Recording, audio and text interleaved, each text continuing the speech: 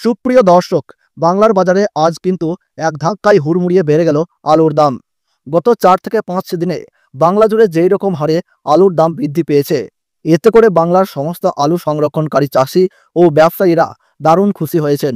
আবহাওয়া দপ্তর জানিয়েছেন, আগামী সপ্তাহের মধ্যেই কিন্তু আবারও বঙ্গোপসাগরে নতুন করে একটি গভীর নিম্নচাপ তৈরি হতে পারে, যার জেরে বাংলা জুড়ে কিন্তু থাকছে ভারী থেকে অতি ভারী বৃষ্টিপাতের পূর্বাভাস।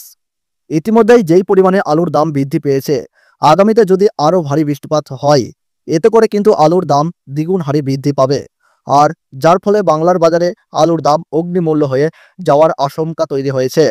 সুপ্রিয় দর্শক, আমরা এখন দেখে নেব আজ কোন কোন জায়গায় আলুর দাম কত টাকা বাড়লো। 2025 সালে আলুর দাম আরও কত টাকা বাড়তে পারে। তো এই বিষয়ে যেই সব গুরুত্বপূর্ণ তথ্যগুলো চলে এসেছে, তো তাই কিন্তু আপনারা জানতে পারবেন এই ভিডিওটির মাধ্যমে। তাই বিস্তারিতভাবে জানতে হলে অবশ্যই ভিডিওটি মনোযোগ সহকারে শেষ পর্যন্ত দেখতে থাকবেন। আর আপনি কোন জেলার আলুর বাজার দর সম্পর্কে জানতে চান, সেই জায়গাটির নাম আমাদের ভিডিওর কমেন্ট বক্সে লিখে জানিয়ে দেবেন।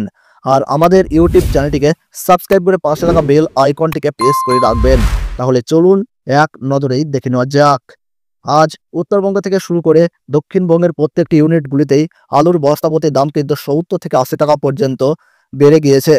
গত এক সপ্তাহ ধরে উত্তরবঙ্গের পাশাপাশি দক্ষিণবঙ্গের প্রত্যেকটি জেলাতেই দফায় দফায় বৃষ্টিপাতের জেরে খেতে থাকা সমস্ত শাকসবজি ফসল প্রায় নষ্ট হয়ে গিয়েছে।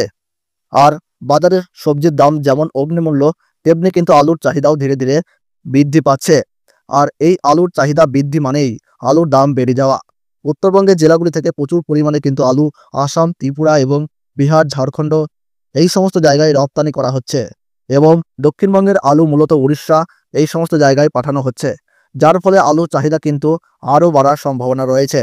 আর যদি বৃষ্টিপাত ব্যাপক পরিমাণে লক্ষ্য করা যায়, তবেই কিন্তু আলুর দাম পশ্চিমবঙ্গের বাজারে রেকর্ড ছেড়ে ফেলতে পারে। এই মাসের শেষের মধ্যেই বাংলা জুড়ে অতি ভারী বৃষ্টিপাতের সতর্ক বার্তা ইতিমধ্যেই আবহাওয়া দপ্তর দিয়ে দিয়েছে। সুপ্রিয় দর্শক, এই সময় আপনারা নিজেদের চিন্তাধারাকে কাজে লাগিয়ে আলু কেনাবেচা করবেন। অন্যের কথায় পা দিয়ে আপনারা লস খেতে যাবেন না।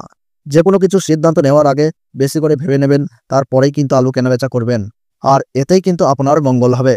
আর এই ছিল আজকের আলুর বাজার দর সম্পর্কিত সর্বশেষ আপডেট। এইরকমই আলুর খবরাখবর পেতে হলে আমাদের এই ইউটিউব চ্যানেলটিকে সাবস্ক্রাইব করে রাখবেন। ধন্যবাদ।